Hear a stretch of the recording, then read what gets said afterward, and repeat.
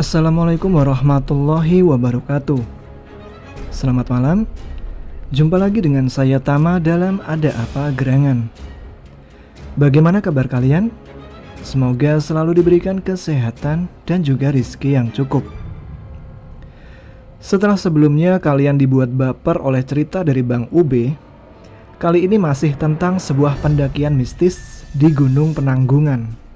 Sebelumnya saya akan menjelaskan bahwa cerita ini dikirimkan oleh Mas Irwan, salah satu pihak yang menjadi bagian dari cerita ini.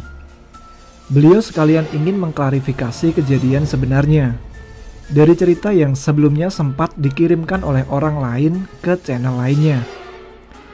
Jadi mungkin di antara kalian ada yang pernah mendengarkan cerita ini di channel lain, maka kali ini adalah versi lengkapnya yang telah dikumpulkan dari berbagai narasumber yang terlibat di kejadian kali ini. Jadi cerita kali ini bertujuan meluruskan kejadian sebenarnya dan untuk kita ambil pelajaran. Baiklah, seperti biasa kita berdoa terlebih dahulu sebelum memulai ceritanya, agar terhindar dari gangguan ketika menyimak cerita kali ini. Berdoa selesai, langsung saja kita mulai ceritanya.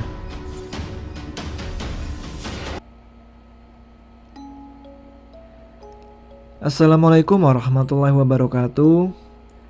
Halo sobat Ada Apa Gerangan, perkenalkan saya Irwan. Sebelum memulai bercerita, terlebih dahulu saya mewakili keluarga ingin mengucapkan terima kasih kepada teman-teman Ada Apa Gerangan yang kemarin telah mengirimkan doa untuk adik kami Rosmawati. Melalui doa teman-teman, alhamdulillah saat ini dia sudah membaik dan melewati saat-saat terburuknya. Dan kemungkinan ketika cerita ini dibacakan, dia sudah dapat kembali menyimak bersama kita semua. Cerita kali ini adalah pengalaman nyata dari adikku sendiri, Rosmawati, tapi kita biasa memanggil dia Baby. Cerita mistis pendakian yang dialaminya real, nyata, tanpa dibumbui halu atau semacamnya. Untuk sahabat Ada Apa Gerangan sendiri, bisa mengambil pesan-pesan yang terselip di dalam ceritaku nanti. Semoga bermanfaat. Cerita berawal dari kami yang berencana mendaki Gunung Penanggungan pada awal tahun 2020. Di sini ada aku, Baby, dan Julie. Semula personel kami ada 4 orang, tapi dikarenakan ada urusan mendadak, satu personel kami absen untuk ikut. Setelah keputusan diambil, waktu itu kita memilih melalui jalur pendakian via Tamiajeng. Singkat cerita, kami sampai di base camp pukul 11 siang dan langsung mengurus keperluan Simaksi. Simba ini apa namanya nggak kurang panjang ya? Airlin, bacanya gimana mbak? Arlin Rosmawati Sukmadewi, kata salah satu petugas pengurus Simaksi yang kala itu sedang menyalin identitas kami di buku daftar pengunjung. Tambahin Fortuna juga nggak apa-apa pak? Dewi Fortuna, mengenalku saja sudah membuat Anda terpesona, celetuk Baby yang memecahkan tawa kami. Tepat pukul 1 siang kami memulai pendakian. Diawali dengan berdoa meminta perlindungan dari Yang Kuasa. Kulihat Baby mengambil posisi berjongkok dan menekuk satu kakinya menempel ke tanah. Meletakkan tangan yang mengepal di dekat wajah, diakhiri dengan memukul tanah kurang lebih 3 kali. Sedikit mengenai Baby. Dia adalah adik keponakanku yang lahir dan dibesarkan oleh keluarga dengan kepercayaan Jawa yang masih kental dengan tradisi adatnya. Mulailah kami mendaki. Seperti biasa aku menjadi leader dan Julie menjadi sweeper. Ini adalah pendakian penanggungan yang kesekian kalinya untukku dan Julie, tapi pertama kalinya untuk Baby. Awal pendakian kami tidak mengalami kendala. Baby yang berstatus pemula juga terlihat begitu menikmati pendakian kali ini. Mungkin karena jalur yang landai dan lumayan teduh membuat kami enggan untuk beristirahat lama-lama.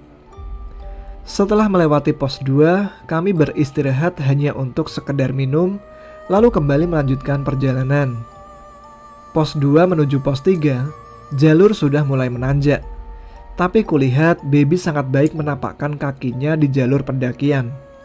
Bahkan pernafasannya terbilang sangat teratur untuk ukuran pendaki pemula. Tiba-tiba dari belakang terdengar suara ada yang terjatuh. Setelah kami tengok, ternyata Julie ambruk sembari memegangi perutnya. Kami yang kaget langsung menghampiri Julie yang jaraknya tidak begitu jauh dari kami. "Gimana, Jul? Kenapa?" tanyaku panik melihat keringat yang sudah banyak bercucuran. "Aduh, perutku nyeri bro." Julie mengeram kesakitan sambil memegangi perutnya. Baby yang sedari tadi mengobrak-abrik karirnya dengan brutal mencari P3K yang sudah dia siapkan dari rumah. Terlihat sama paniknya melihat Julie yang kesakitan. Hampir 20 menit menunggu, tidak ada perubahan yang terlihat pada Julie. Kami pun mulai berdiskusi, sebaiknya lanjut atau turun saja.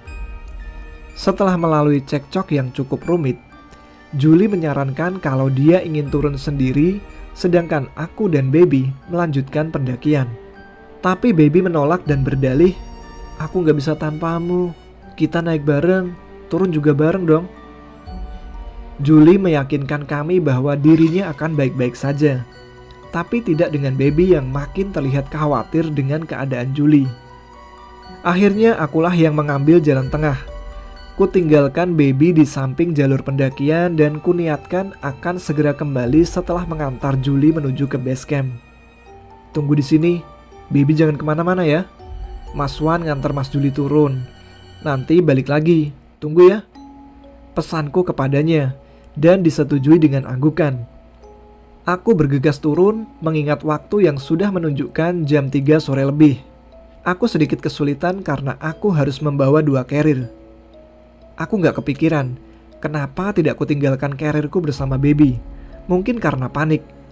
Cerita selanjutnya menurut versi Baby, karena aku meninggalkan dia sendiri untuk mengantarkan Julie turun. Baby hanya berdiri mematung melihat kepergian kakak-kakaknya.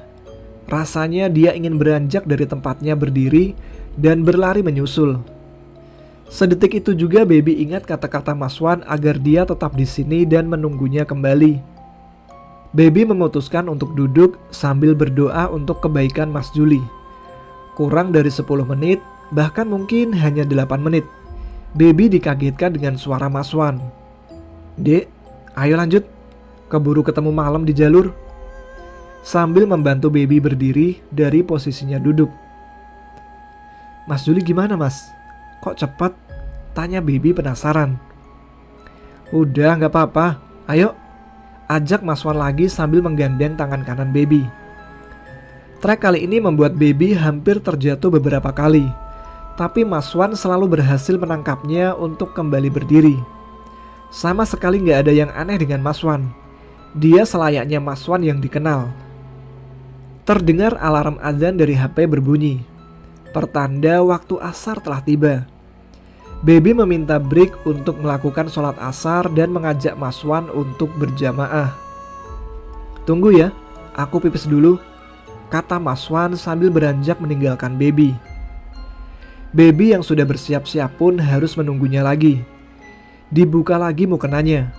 Terlihat Mas Wan berjalan menuju salah satu pohon yang tidak jauh dari tempat Baby menunggu. 3 menit, 5 menit, 10 menit, hingga jam sudah menunjukkan jam 4 lebih. Tapi Mas Wan tak juga kembali. Baby yang sudah tidak sabar lagi menunggu, langsung bergegas menemuinya. Tapi alangkah kagetnya, di sana tak ada Mas Wan. Tak ada bekas air yang terlihat. Tanah juga kering. Baby mulai panik dan bingung. Dia mulai mencari di sekitar sembari memanggil-manggil nama Mas Wan, tapi tak ada hasil. Baby lalu kembali ke tempat di mana dia ditinggalkan. Dia tetap melakukan sholat asar seorang diri. Setelah selesai sholat, Baby pun mulai menangis, mengingat matahari yang sudah mulai hilang dan Mas Wan yang tidak kunjung ditemukan. Tapi mengingat pesan Mas Wan sebelumnya, Baby pun tetap menunggu. Tak lama, terdengar suara orang-orang yang sedang mengobrol dari arah bawah jalur pendakian. Baby pun berdiri dan langsung mencari ke sumber suara. Ternyata di sana ada 4 orang pendaki yang hendak naik. Ada 3 cowok dan 1 cewek. Lalu Baby pun langsung menyapa mereka. "Permisi, mau nanya, apa kalian mau naik?" Tanya dia terputus-putus, menahan rasa yang masih berkecamuk di dalam hati. "Iya, kamu siapa?" Tanya seorang di antara mereka yang kemungkinan dialah leader dari tim ini. Namaku Baby. Aku dari Cilacap. Aku kehilangan kakakku di sini. Apa aku boleh gabung?" Tanya Baby.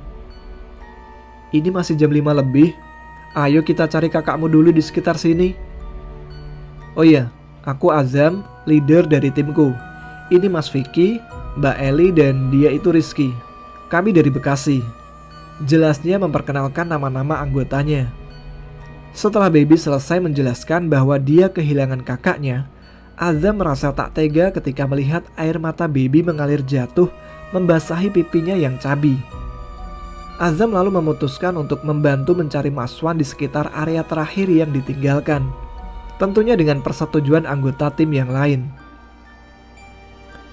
Sekitar 1 jam mencari, tapi tetap tidak membuahkan hasil. Tanda-tanda keberadaan Mas Wan pun tidak ditemui. Aneh, Azam melihat jam tangan, masih di angka 5 lebih. Padahal langit sudah mulai gelap. Tapi Azam mencoba berpikir positif. Mungkin baterainya habis nih. Pencarian mereka tidak membuahkan hasil. Eli yang sudah mengeluh lelah dan Vicky yang menyuruh untuk berhenti mencari membuat Azam harus membuat keputusan. "Baby, kamu ikut kami aja gimana? Hari udah gelap, besok kita lanjut cari kakakmu ya. Kita ngecamp dulu. Besok pagi aku turun buat laporan ke base camp." Tutur Azam mencoba menenangkan Baby yang masih terisak. Lalu mereka bergegas mencari spot yang pas untuk mendirikan 2 tenda. Mengingat hari memang sudah mulai gelap. Rombongan sedikit melipir dari jalur pendakian sebelah kanan dan membuka 2 tenda. 1 tenda berkapasitas 2 orang dan 1 tenda lagi berkapasitas sekitar 3-4 orang. Eli dan Vicky mengaku lelah dan ingin beristirahat duluan, sedangkan Baby terlihat hendak menunaikan sholat maghrib. "Calon Mutuzam, tipe-tipemu kan?" goda Rizky kepada Azam yang diabaikan olehnya. Azam sempat melirik ke arah Baby yang kebetulan juga sedang memandangi mereka berdua. Tiba-tiba, anjir, kaget gua. Azam kaget karena tangannya yang kena panci panas gara-gara melirik Baby. Setelah itu, Azam dan Rizky menyiapkan makan malam. 2 bungkus mie instan, sarden, dan sosis. Terdengar suara aneh di dalam tenda beradu dengan suara lantunan Al-Quran, membuat Azam salah fokus mengingat dia dan Rizky berada di antara kedua tenda.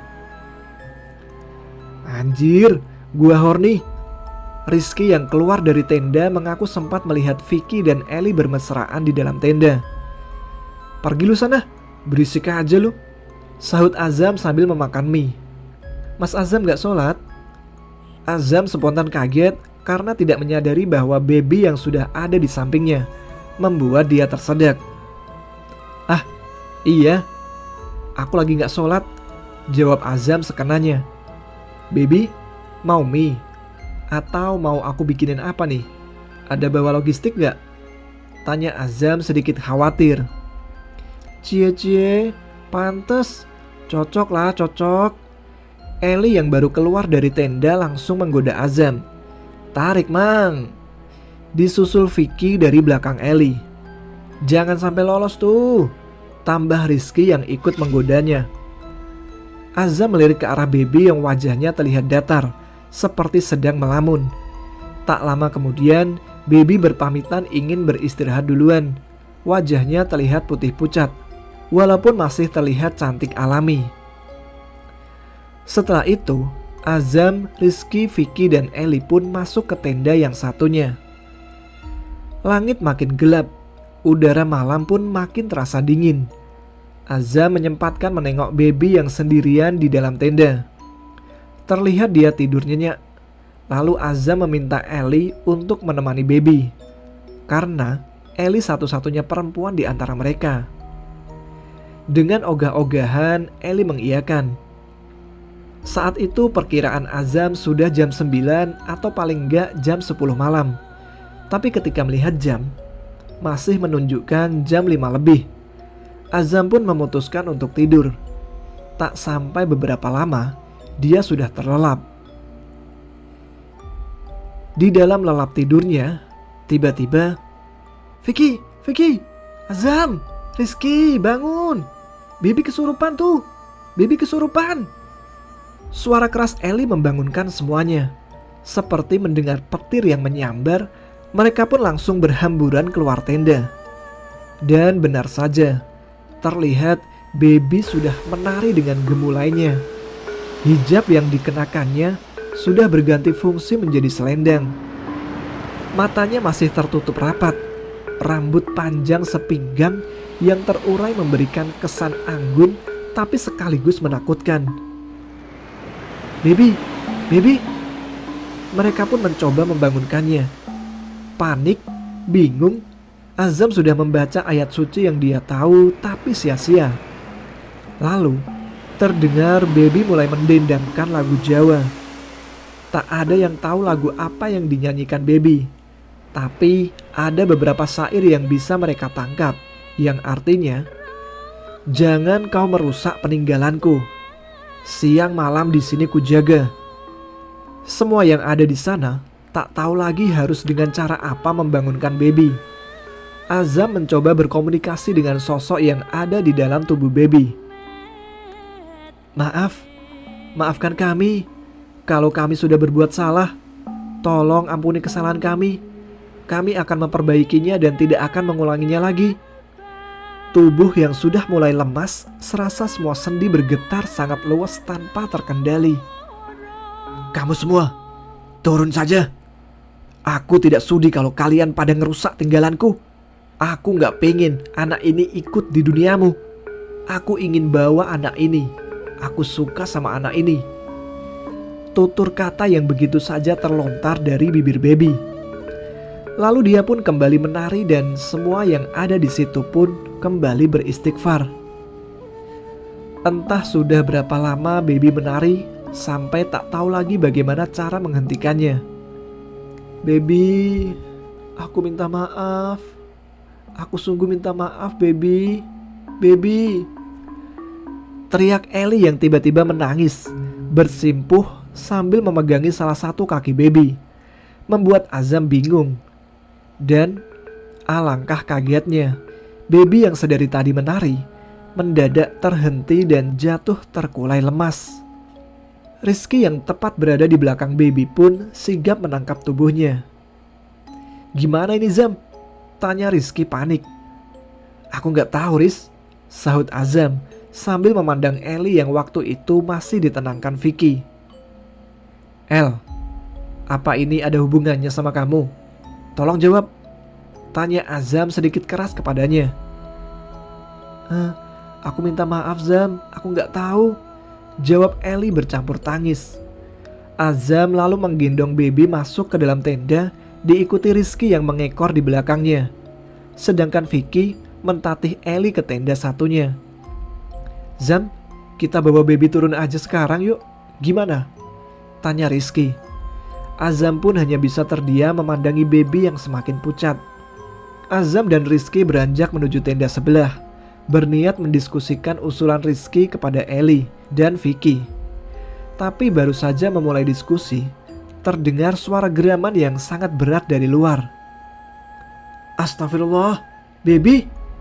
Azam sangat kaget melihat baby yang sudah merangkak dengan buasnya di depan tendanya. Mata kanannya berubah merah menyala dan mata kirinya menghitam. Bibirnya yang meringis menunjukkan giginya terlihat sangat garang. Suara berat yang keluar dari kerongkongannya membuat Azam sangat ketakutan. Kedua jari-jari tangan baby mencengkeram tajam ke tanah. Sejenak Azam sangat ketakutan melihat baby yang awalnya terlihat sangat manis dan imut berubah menjadi sangat mengerikan. Mati! Mati! Suara berat sosok yang ada di dalam tubuh baby bersuara. Semua serentak mengucapkan istighfar berulang kali dengan volume yang cukup keras. Kamu sudah mengotori rumahku. Aku tidak sudi. Mati! Mati! Mati semua! Seketika baby berlari merangkak dan memanjat di salah satu pohon yang kira-kira tingginya 6 kaki orang dewasa. Lalu duduk berjongkok di salah satu ranting kayu yang cukup besar. Menggeram, meringis dengan garang, melihat satu persatu yang ada tepat di bawahnya. Doa yang semula dihafal di luar kepala mendadak menjadi blank. Terlihat baby menjilati jari-jari tangannya, dihisap dan dijilati berulang-ulang. Ternyata darah mengucur dari jari-jari baby yang terluka. Setelah itu terdengar suara azan yang berasal dari HP yang ada di kantong celana Azam. Sosok yang merasuki baby terlihat sangat gusar, mencakar, mengobrak-abrik rambut baby, dan ketika suara azan akan selesai, tiba-tiba baby melayang jatuh ke bawah. Azam, Vicky dan Rizky lari untuk menangkapnya. Untung saja mereka berhasil menangkap baby. Terdengar baby berucap, "Mas." Baby tersadar sebentar dan memanggil Azam sekali, lalu kembali tidak sadarkan diri. Azam lalu menggendong baby di punggungnya sambil menangis terisak, memikirkan apa yang sedang dia alami hari ini. Lelah yang sudah tak terukur. Setelah itu mereka pun berdiskusi kembali di luar tenda untuk mendapatkan keputusan terbaik dari semua anggota. Vicky yang sedari tadi menyalahkan Azam karena sudah membawa baby gabung bersama anggota, bahkan menuduh Azam menyimpan rasa kepada baby, yang akhirnya membuat pendakian mereka kacau. Azam lalu mengingatkan Vicky bahwa kejadian-kejadian yang terjadi pasti ada hubungannya dengan Ellie. "Sialan kalian semua, malah pada ribut sendiri. Ini aja belum selesai," sahut Rizky dengan emosi. "Zam," terdengar Ellie memanggil Azam. Tapi Vicky yang langsung sigap menghampirinya yang ada di dalam tenda dan membantunya keluar. Di sini Ellie mengungkapkan bahwa dia sedang haid setelah berhubungan badan dengan Vicky ketika di tenda sewaktu maghrib tadi. Dan ketika dia sedang tidur, Ellie bermimpi ada banyak sekali kerumunan demit yang berkumpul sedang menjilati benda yang diketahui adalah pembalut yang masih berlumuran darah. Bau amisnya sampai tercium oleh Ellie. Ellie yang kala itu langsung terbangun, mendapati bungkusan kecil terbalut kertas putih dibungkus dengan plastik tergeletak di samping carrier baby. Tanpa pikir panjang, Ellie pun mengganti pembalutnya dan menggabungkannya dengan pembalut baby. Teringat mimpi yang mendatangi tidurnya, Ellie pun berniat membuang bungkusan itu dan membangunkan baby untuk menemaninya buang air kecil. Baby yang setengah ngantuk pun mengiyakan ajakan Ellie dan mengantarkannya buang air kecil tidak jauh dari tenda. "Mas Azam," Ellie terhenti menjelaskan, "ketika kami juga mendengar suara baby keluar tenda sambil merangkak lemas." Azam dan Rizky yang hendak beranjak dikejutkan dengan banyak tangan yang menarik kasar rambut baby masuk lagi ke dalam tenda. Baby menangis berteriak meminta tolong di dalam tenda. Mereka semua berlari beranjak menuju tenda dan alangkah terkejutnya. Astagfirullahaladzim. Azam melihat kumpulan demit yang memegangi baby, mencakar kulitnya dengan kuku-kukunya, menjilati di semua sisi dari tubuh baby. Tatapan yang buas seolah-olah baby adalah makanannya, membuat Azam mundur hingga jatuh terjungkir ke belakang. Baby yang mencoba melawan membabi buta memukul dengan brutalnya sambil menangis meminta tolong. Kejadian itu seperti menghipnotis Azam dan Rizky sehingga tidak dapat bergerak sama sekali. Rizky, Vicky, Ellie yang ikut menyaksikan bergemetar hebat. Azam yang mencoba melafalkan ayat suci, entah kenapa lidahnya menjadi keluh. Tak ada suara yang keluar. Terdengar dari luar suara pilu baby yang ada di dalam tenda. Dengan tubuh yang bergetar hebat, Azam mencoba meraih kantong celananya, lalu mengambil HP dan mencoba menyalakan azan dengan volume full. Hanya takbir yang mampu mereka lafalkan. Azam mencoba menghafalkan semua ayat suci dan melafalkannya dengan terputus-putus. Setelah itu, dengan sekejap, demit-demit yang mengeroyok tubuh baby menghilang dengan seketika, ditandai bau-bau aneh yang bermunculan. Baby lalu merangkak keluar dengan sisa tenaganya, yang langsung dipeluk erat oleh Azam, mengingat apa yang terjadi kepadanya. Setelah itu, tangis baby pecah di pelukan Azam, memukul Azam dengan sisa tenaganya. Masih dengan merangkak, baby menuju tenda, lalu mengemasi barang-barangnya dan menyeret karirnya keluar. "Aku ingin pulang," ungkapnya dalam tangis, dan berlalu melewati Azam. Azam mencoba menarik lengan baby, tapi baby menangkisnya. Azam pun hanya terdiam. Tapi anehnya, baby malah terlihat naik kembali ke jalur pendakian. Azam mencoba mengingatkannya, tapi Vicky menariknya dan menyuruhnya untuk membiarkan saja. Mereka pun mulai sedikit-sedikit membereskan barang-barang. Rasa haus, rasa lapar tidak ada lagi, hanya lelah dan ngantuk. Azam mencoba melihat jam tangannya. Ternyata masih menunjukkan jam 6 sore dan tanggal yang sama pada hari pendakiannya. Padahal perasaan sudah melewati 1 malam di sini. Dengan tenaga yang tersisa, baby berjalan kembali, naik ke atas. Padahal menurut baby, dia merasa bahwa dia berjalan turun. Tak lebih dari 10 menit baby berjalan, dia mulai kehabisan kesadaran. Dia jatuh terduduk di samping jalur yang tak diketahuinya. Sudah sampai mana? Dia mencoba mengingat-ingat apa yang sudah dia alami dari awal pendakian. Tiba-tiba baby teringat sesuatu. Dia teringat bahwa dia sedang haid.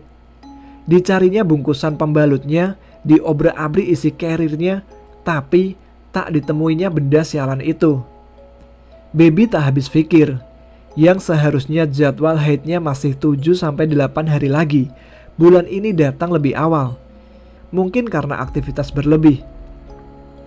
Saat baby ingin melanjutkan perjalanan, dia melihat ada 3 jalur di depan sana. Dia sempat ragu untuk memilih jalur. Lalu diputuskan untuk beristirahat, memulihkan tenaga sambil mengingat-ingat kembali jalur yang sudah dia lewati. Setelah itu, terdengar sayup-sayup alunan gamelan dari kejauhan. Dengan kesadarannya yang sudah tidak optimal, dia mendendangkan kidung-kidung Jawa yang biasa orang tuanya putar di rumah. Semakin lama, suara itu semakin jelas. Baby yang 80% diambang ketidaksadaran mendadak bisa mendengar derap kaki yang lumayan banyak. Seketika dia pun tersadar, dan ketika melihat ke depan, di sana sedang melintas orang-orang yang berpenampilan abad zaman dulu, dengan baju lurik dan belangkon di kepalanya. Baby pun langsung menungkupkan badannya sambil menunduk. Derap jantungnya yang mendadak cepat membuat nafasnya tidak beraturan. "Selamat datang, Ratu," salam baby kepadanya. Entah dari mana asalnya, kenapa baby sanggup melontarkan salam dengan sendirinya tanpa dia sadari. Arak-arakan pun mendadak berhenti tepat di depan baby. Jantungnya berdegup kencang. Dia menutup matanya erat-erat, tak mampu menyaksikan apa yang ada di depannya sekarang. "Selamat sore, selamat datang Kanjeng.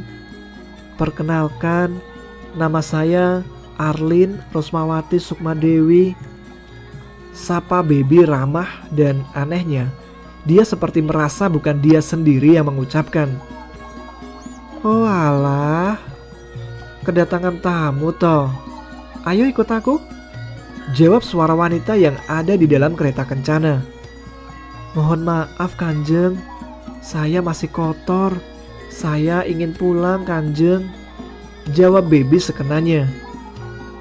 Kalau itu yang kamu inginkan, pulanglah Cak Ayu. Turunlah terus, gak usah menengok ke belakang. Yang hati-hati ya. Gak usah takut, aku yang menjagamu, tuturnya kepada Baby. Terima kasih banyak Kanjeng, saya pamit, jawab Baby singkat. Ketika Baby mendongakkan kepalanya, hanya kabut tipis yang dia lihat. Dan mendadak dia merasakan kedinginan. Dia baru sadar bahwa dia hanya mengenakan kaos lengan pendek. Dia lalu memakai jaketnya kembali. Dan ketika hendak berdiri, "Dek," terdengar suara cowok yang sudah tidak asing di telinganya. Terlihat Mas Wan sedang berlari turun menghampiri Baby. Seketika tangis Baby pun pecah kala itu dan langsung memeluk Mas Wan. Baby langsung memukuli kakaknya berulang-ulang, melampiaskan kekesalannya kepada kakaknya karena telah meninggalkannya. Kemana saja? Disuruh tunggu kan? Kenapa pergi sih? Mas Wan ikut menangis melihat kondisi Baby yang sangat terlihat miris. Lalu Mas Wan menggendong Baby di punggungnya dan meletakkan karirnya di depan. Mas Wan menjelaskan kalau dia tidak mendapati Baby di area terakhir di mana dia ditinggalkan untuk mengantar Julie turun ke base camp. Setelah itu, Baby pun tertidur di punggungnya. Dalam tidur itu, Baby bermimpi. Dia melihat beberapa penari yang sedang menari di sebuah acara. Saking kagumnya dengan gerak-gerik mereka yang sangat halus dan gemulai, mampu membius matanya untuk tidak berpaling darinya. Baby pun tampak sangat menikmati. Mengingat Baby juga seorang penari di acara adat di kotanya, dan pernah beberapa kali diundang di Bali dan di Keraton Jogja untuk menari.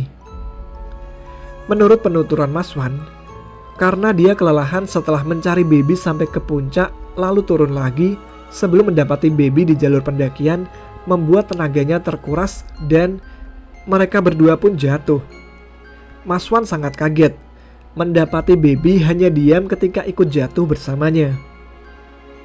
Terlihat mata Baby tidak bisa tertutup.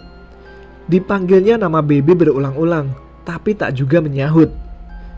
Sampai akhirnya mereka berdua bertemu pendaki asal Jogja, yaitu Bagas dan Alek, yang akhirnya membantu menggendong Baby turun menuju base camp. Mata Baby masih tidak bisa tertutup sampai di rumah. Setelah itu, ayahnya meletakkan dia di lantai, lalu membisikkan sesuatu yang tak bisa didengar oleh Mas Wan dan Julie. Lalu Baby seperti terbangun dari tidurnya, mendadak linglung.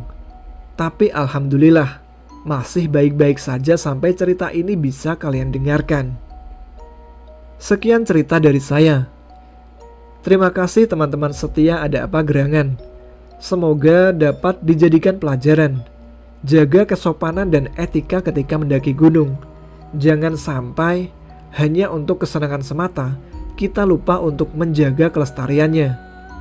Banyak dari kita yang masih acuh akan kebersihan ketika kita telah turun dari gunung, meninggalkan sampah, meninggalkan air pipis di dalam botol, bahkan beberapa kali ada yang membuang alat kontrasepsi bekas pakai seenaknya. Mari kita jaga bersama agar anak cucu kita masih bisa menikmatinya. Salam lestari.